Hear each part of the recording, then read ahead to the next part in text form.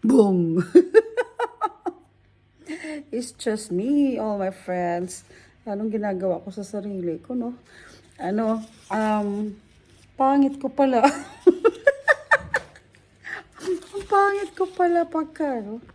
Pagka negra ako, no? Iba yung mukha. Alam niyo ba kung ano to? Nag-hair dye ako ng natural na remedy sa aking mga gray hair. Coffee, cinnamon powder, lemon with cornstarch, and then I mix it, and then pinakuluan ko ng konti, and then pinalamig, nilagay sa ulo ko, tsaka sa mukha.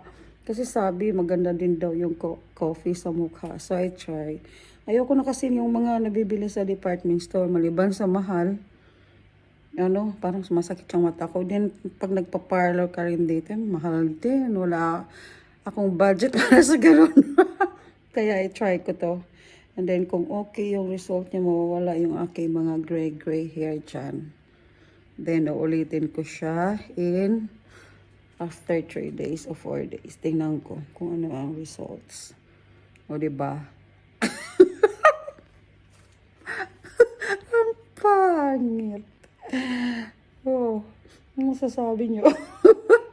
Pampaganda daw yan. Ano ka ba kayo? Tingnan natin after 30 minutes kung ano ang result ng aking ganito. Tumutulo yung sipon ko. May sipon pa kasi ako eh. Sige lang. Laban sa buhay. Ayoko kasing pahit kasi tingnan maraming gray hair eh. So tingnan natin kung ano ang results after 30 minutes. Thank you for watching, my friends.